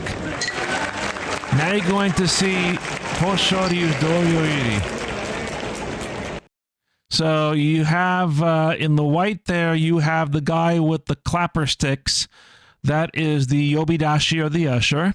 Behind him in the purple, that is the chief referee, or Gyoji. Behind him is the dew sweeper, who is Gonoyama. Behind him, Hoshoryu, the Yokozuna, who wears the white rope, similar to what you'd find in a shrine. And I want to say that's... Who is this, Bri, behind him? Can we tell? I don't know if I can tell. We'll hear it in the announcement here. Kotoshoho or Hiarumi? Let's see.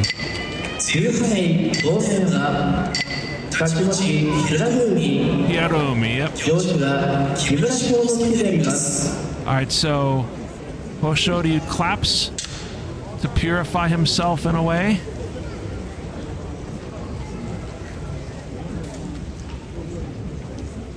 He's holding a sword. A long sword. Alright, Hoshoryu claps again. And then he'll do his stomping, to which everybody yells, Yosha! You'll hear me say it here. Yosha! Alright, and then he makes a gesture to the gods, an attack defensive posture as he comes back up.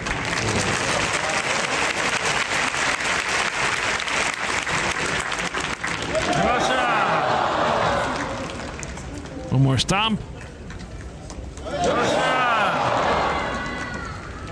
And then he stops, turns around, goes back, and he's going to clap again, and everybody will stand up and bow.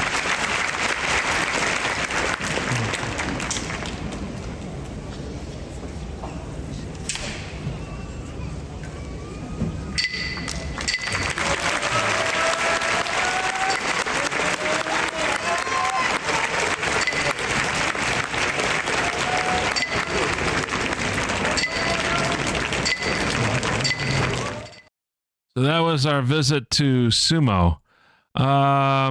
We had a wonderful time there. Sumo tournaments last 15 days. And wow, it was a big traffic jam getting out, right, Bri? My gosh. We were like shoulder to shoulder with people. Yep.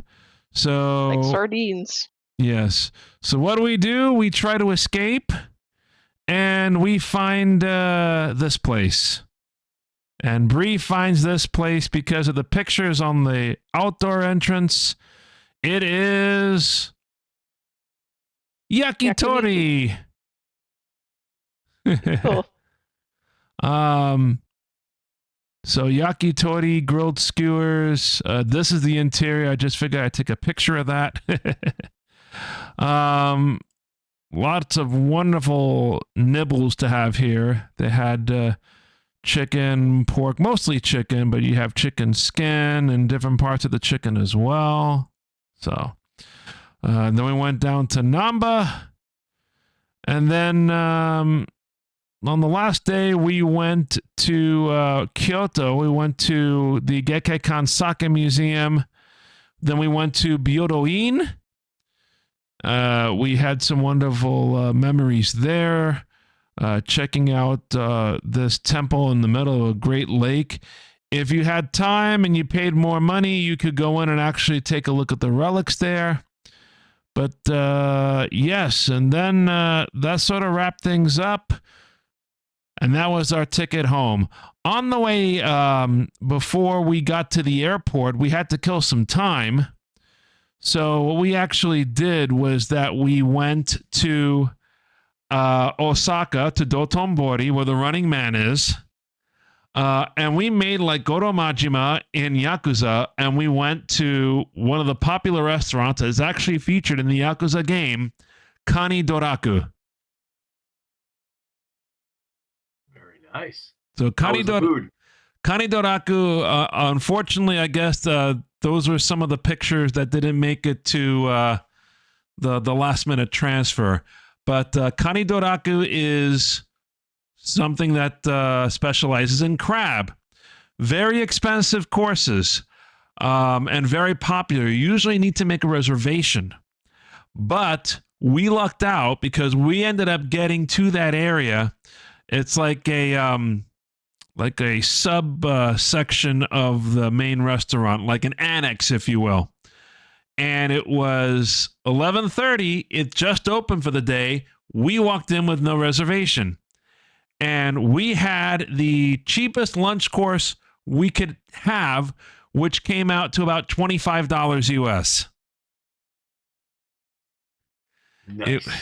So what do we have, Bri? We had king crab leg appetizers, right? It was like 2 or 3 king crab legs that were sliced so that we could scoop out the meat of the crab, and then we dip it in a seasoning and eat it. And what did you think of that? Oh, it was delicious. We thought that the sauce might be butter, but it was like a vinegar. Yeah. No, very delicious. Brings out the essence of the crab for sure. There was a salad, and then we had chawanmushi, which is an egg custard. It had some crab in it, so egg custard with crab in the traditional small bowl style. We then had crab tempura, and then we had futomaki, which are 2 pieces of fat sushi rolls that had crab in it, actual crab meat. And then we had green tea ice cream for dessert. And then when we were done, I had to call and ask for the bill. It was the only time in this trip that we actually had to take our shoes off.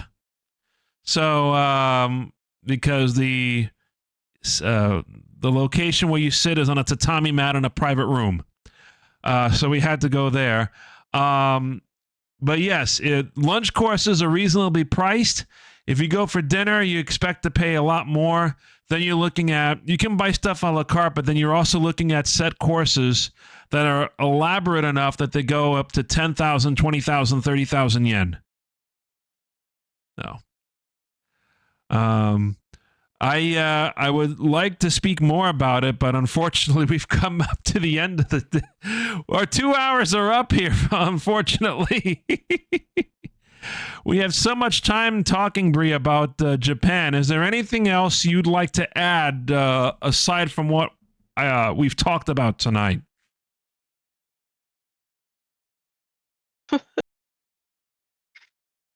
Mm, I can't think of anything else, honestly. We've covered all the bases. Pretty much. One. How about one positive thing that stood out for you on this trip? I'll let you think about that for a moment. What? I think one thing that stood out for me on this trip was the fact that when we were in Osaka, we had so many good, cheap breakfast options to consider. We had like 3 places around our hotel to eat. Now, if we wanted to, we could get the expensive buffet. That's the thing about Japanese hotels. The expensive buffets that charge like 3,000 yen per person for breakfast, which is ludicrous. But we had almost every day we were in Osaka. We had the 500 or 600 yen morning breakfast set consisting of a hot sandwich and a drink. So I'm sure you were happy with that, right? Oh, yes. So, I think we were always smart with our choice of hotel, in that we always made sure that we were near a convenience store or a lot of places to eat. So yeah. I think that was fantastic. Yeah, I think that's everybody has to consider when they're making plans to go. Have you thought of something that you've enjoyed the most on the trip? I just really enjoyed the people. They're always very kind, always very giving and understanding. Like, we had an instance where we had to find something spur of the moment, and we were in panic mode trying to find a tie. And it was late at night, so I was like, "Hey, we don't know this area. Let's go ask the hotel staff." So we go up to the hotel staff and we ask for help to find a place that would be open that would sell a tie. Yes, And that left a good impression in me. Sorry. yeah. I also I think you have to add the taxi driver in Chicago as well. But yes, to a little bit of backstory on that. The place that we had arrangements to go to at the race course, a reserved seat area, had a very strict dress code policy. Men had to wear suits and ties. Unfortunately, I forgot to pack my tie. So, yes, that's why we went back to Omeda to Lynx, and I bought myself a relatively inexpensive tie. And then I had to figure out how to tie my tie, and then we were kind of pretty much all set after that. But yes, all the people are always wonderful, and I'd say on the flight over, those flight attendants, the cabin crew is always hospitable on Japan Airlines. If you're gonna fly to Japan, if you can, I would highly recommend flying a Japanese airline. Either JAL or All Nippon. Sometimes you can get deals on those flights through the airlines in America or Canada that they partner with. So if you want to fly JAL, sometimes you'll be able to find deals if you book through American Airlines. If you want to fly All Nippon, sometimes you can find deals if you book United in the United States or Air Canada in Canada, because they're all part of the Star Alliance, as Neff, I'm sure, knows very well. Indeed. I will say when I flew, now this was many years ago now, scarily enough, The cabin crew were more than spectacular with me. I just fear that I go now and it would be like, oh yeah, I definitely need a little more help than even last time. Oh boy.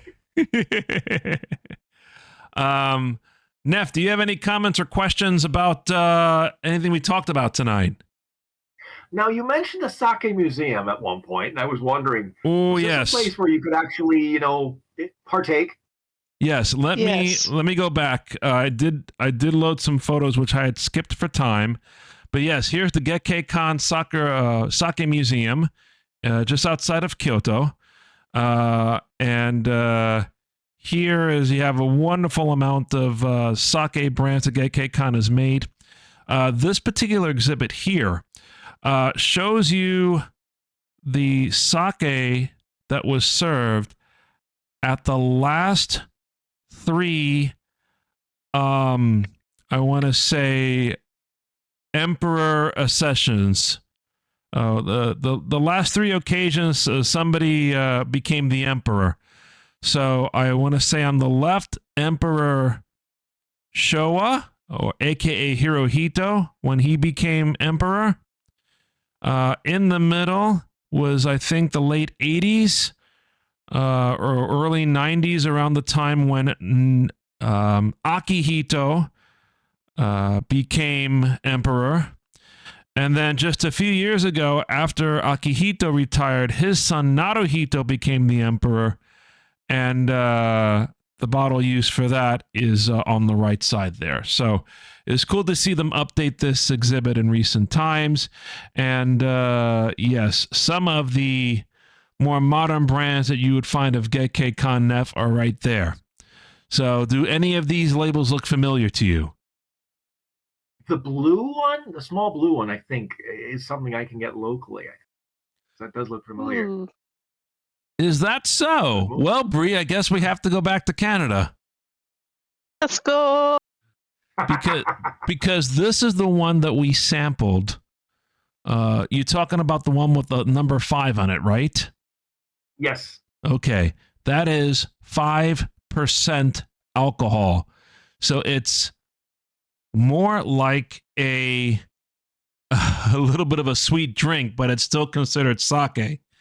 And it actually tastes very delicious. In fact, I'm going to check right now, because I do have access to the app. Uh-huh. What sakes are available right now. Okay. I would also say, if you're worried about your carb intake, then you see those 5 cartons of sake in the back there.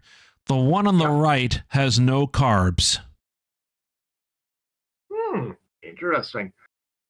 Okay, and I'm just realizing now that I could really be in trouble, because now I see all these sakes that I didn't even know we had access to. Now, I'm just looking at that. I think I see the one we're talking about here. Let's see.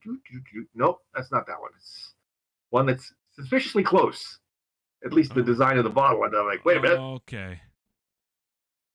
Yeah, but no, there's some very interesting sakes available. Some very cheap, relatively speaking.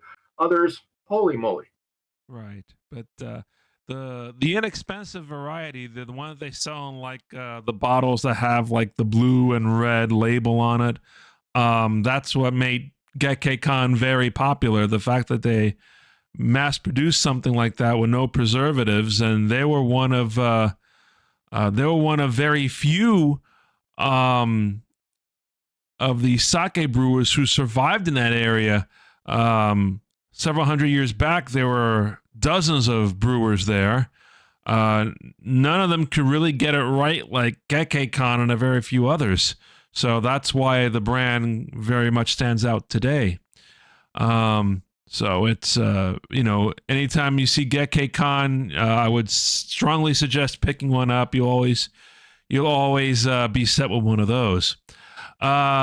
Let me ask you, Liz, do you have any questions or comments? And also, Karen, I'll ask you the same question in the chat. If you have any questions or comments, just type them out. Liz, anything in your mind after our little presentation here tonight? I'm definitely interested in learning more about the craft stores and I really enjoyed watching you dance. That was amazing. Oh, jeez. Not gonna get over that, huh? Probably not. You're never gonna live that one down. I have to find the full video, and we'll probably maybe try to watch it at some point. Let's see. I am going to try to find on Google this place. ABC Craft. Was that the place, Bri? Yeah. Yeah. That's the place. That's the craft place we visited. Was ABC Craft? Okay. Okay. If this is the place, I think it is. Yeah, based on the map, I want to say this is it. So, Liz, if I remember, I'll send you the link to this place once we get off the air here. But yeah, we're getting close to the end. Well, we're over the end. I hope you enjoyed a little dip into our recent Japan trip. Hope you guys enjoyed the presentation tonight. And Bri, I thank you so much for joining tonight. Really appreciate it. Thank you for letting me be your companion. Of course, of course. And now, Karen, does Karen have a question? What was your favorite spot to visit? And would you want to visit it again in the near future? Ooh. My favorite spot on the whole trip.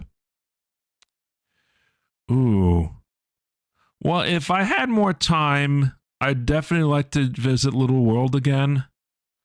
And then also the vibe where we stayed in Osaka wasn't bad at all. I would definitely consider returning to the hotel we went to. It's a bit of a hike. Was that a reaction from you, Bri?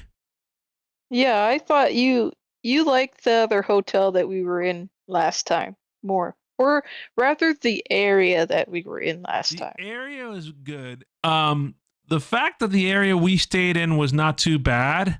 I really liked. It was a nice, it was a lot calmer compared to where we were in Osaka last time. It is a bit of a hike to get to the subway. However, there are some cool things in the area. We found a post office to send stuff to Neff. We gotta tell him that story too. We're running out of time here, though. All right, so I'll try to be quick. Our hotel has the 3 restaurants. Our hotel, on the way to the Mitosuji subway line, has a corner stand that sells taiyaki. So if you like taiyaki fresh off the grill, you just go right there and buy yourself a cheap taiyaki. Oh my goodness. Do I run into Uma Musume related material? Well, I bought some Uma Musume stuff for the charity auction. I also played Uma Musume on my iPad, which is kind of hard to do because you need a VPN to play on the global server, but we'll talk about that later. Okay, post office. We went around to try to find a place to ship stuff to Neff. We first tried the Yamato, and the Yamato turned us away, said it couldn't take any international shipments to go to Japan Post. So we went to Japan Post. We went to them when they opened. And it was a multi-step process because first we had to buy a box. And then we had to fill the items in the box. And then we had to go back and actually fill out the information on a tablet with Neff's address in Canada. We did that. And the tablet fills out all the paperwork and everything. And we make the payment. We print the label. She has me sign a few documents just to make sure about stuff that we're sending to Neff. And very good. So we pay the fee to ship the package by air. And we say, thank you for your help. Really appreciate it. The clerk was super nice. We go back to the hotel. Now, we go back to the hotel and we're catching up on Apothecary Diaries. We get a phone call in the room from the front desk of the hotel. Uh-oh. And the front desk of the hotel is trying to say something to Bri. Bri's trying to understand what they're saying. So I tell her to tell them that we will be right there at the front desk. So we leave, go to the front desk. They say they got a message from the post office. Because when you ship something, you have to give the sender's address. So we had to put down the address of the hotel we're staying at, along with its phone number. And the post office called saying you have to go back because you forgot to sign something. And without signing it, they can't send the package. So we go back. And the woman was bowing her head. She brought the package back to me. And she told me to sign on the label, which says, I certify that these items and this declaration is true and correct. She forgot the top slip signature. Yeah. She forgot to tell us to sign the signature on the actual label. And then, after I sign, she grabs my hand and puts in a small little gift as an apology. It's a small figurine of the post office mascot. And she gave it to me for free as a gift. And he was like, oh, no, it's fine. And she's like, no, it's not fine. Take it. We're like, okay. So that's Neff, that's a little story about the post office. Okay, that's hilarious. And I'm just thinking about if something similar would have happened here, I would have been lucky to get the parcel out of there, that actually take it and send it off where it's supposed to go. Never mind that kind of reaction. Bri has the figurine. I wanted to give the figurine to Neff as a memento of what happened, but she's like, no, I'll take it. It's too cute. Sorry. Mine. I'm sorry, Liz. I went off on a tangent there. Any other thoughts you have, or? I really enjoyed seeing the waterfalls when you guys were in the boat. The reflection up on the cliffs. That was amazing. Yeah. So Takachiho, again, you have to be moderately physically fit, I think, in order to make that trek down to the boat landing and then back up. But no, we had a wonderful time there for sure. I'm sure we'll share some more random thoughts about this. This will wrap up the podcast. 15 minutes late and 15 minutes late. This has been fun. We're going to be back tomorrow, we think. Now, tomorrow, I mentioned last month my aunt passed away. We're going to be burying her tomorrow. So I don't know right now. No worries, called it. We don't know right now if I'm going to stream tomorrow. Depends on what happens with everything tomorrow. We're going to try to stream tomorrow at 8 p.m. Eastern. If for some reason we don't stream tomorrow, we're definitely going to stream on Thursday. Whatever we do on Thursday, one way or the other, the start time is going to be 8:30, not 8 p.m. Eastern, because I have a little bit of a late work obligation on Thursday. We wanted to do the podcast tonight, a little bit of a late notice to do the podcast today, because I know Bri also has some work obligations coming up. This was going to be the best night for her. So again, thank you, Bri, for taking time to tell everybody about our trip, and remind everybody to continue following us through all the wonderful ways that you see on the screen that Neff's going to tell you about right now. If you have any questions, concerns, comments, or complaints about this podcast or of our Twitch streams, drop us a line at extremeanimeradio@gmail.com or hit us up on social media. Go to linktree.com/animeradio. There you'll find links to our Blue Sky account, our Instagram account, our mascot's Instagram account, our Facebook account, our our YouTube channel, and archive of this podcast are available at xarpodcast.net. That's xarpodcast.net or your favorite podcasting platform. And I want to give a shout out real quick to one of the new cosplayers that we're working with, Peach. Peach, a talented cosplayer, dancer, artist, musician from the Georgia area of the United States. Peach put together a Sarah cosplay for us, which is now up on Instagram at Extreme Anime Radio and XAR Mascots. Please check it out and please follow Peach on Instagram. That'll wrap things up. We will try to be back tomorrow. We're going to try playing Thomas and Friends Wonders of Sodor, which is a little spin-off of Train Simulator, but set to everybody's favorite Thomas the Tank Engine stories from back in the day that you might have read or definitely might have seen on TV in one way or another. We are going to bring that to you. The plan is to bring it to you tomorrow at 8 p.m. Eastern. If for some reason we don't stream tomorrow, again, with everything going on with me tomorrow, we'll definitely stream on Thursday. But I'll give you an update on our Discord when we know more information. So for everybody here, for Neff, Liz, Bri, Karam in the chat, I'm JR. This has been the XAR podcast.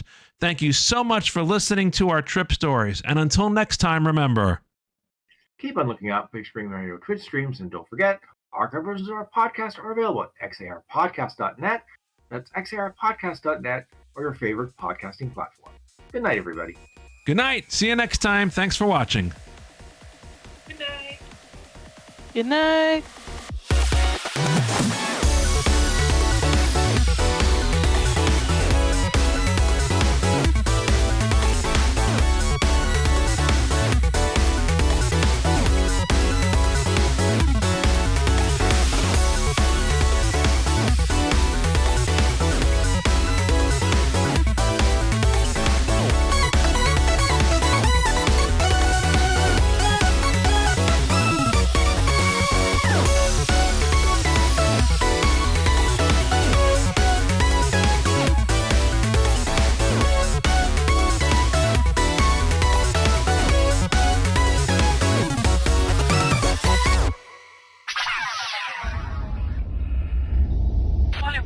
Extreme Anime Radio.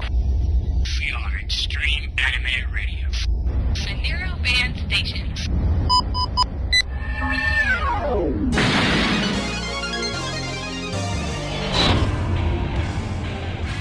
Extreme Anime Radio.